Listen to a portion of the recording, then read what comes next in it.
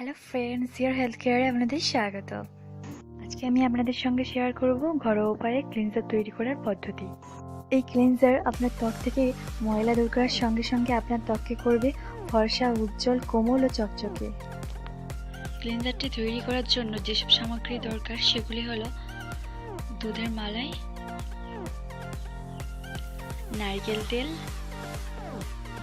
গোলাপ জল, castor oil.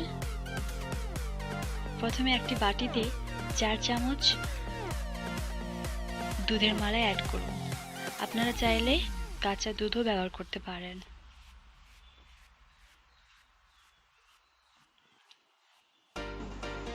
এরপর এর মধ্যে 2 চামচ অ্যালোভেরা জেল অ্যাড করুন। এবার এর মধ্যে 1 চামচ নারকেল তেল দিন। এরপরে ক্যাস্টর অয়েল দিন। এবার ভালোভাবে মিশিয়ে নিন। ফ্রেন্ডস, দুধে প্রচুর পরিমাণে vitamin B, alpha hydroxy acids, calcium এবং অন্যান্য প্রোটিন অ্যান্টিঅক্সিডেন্টস থাকে, যেগুলির অনেক স্কিন বেনিফিটস রয়েছে।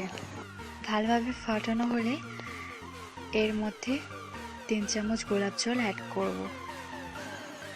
ফ্রেন্ডস, এই ক্লিনজার আমাদের ত্বকের গভীরে গিয়ে ত্বককে নারিশ করে এবং ত্বককে ময়েশ্চারাইজড রাখে। এই ক্লিনজার আমাদের ত্বকের ডার্ট, অয়েল এবং আনওয়ান্টেড ডেব্রিস রিমুভ করতে সাহায্য করে। এবার একটি এয়ারটাইট কন্টেনারের মধ্যে ভরে রেফ্রিজারেটরে 1 সপ্তাহ পর্যন্ত স্টোর করে রাখতে পারবেন। এবার এই ক্লিনজিংটি ব্যবহার করার পদ্ধতিটি দেখে নিন। একটি কটন বল নিয়ে নিন। এবার এর মধ্যে কিছুটা পরিমাণ ক্লিনজার দিয়ে দিন। তারপরে এইভাবে আপনার স্কিনে লাগিয়ে নিন। লাগানোর পরে 2 থেকে 3 মিনিট পর্যন্ত ওয়েট করুন।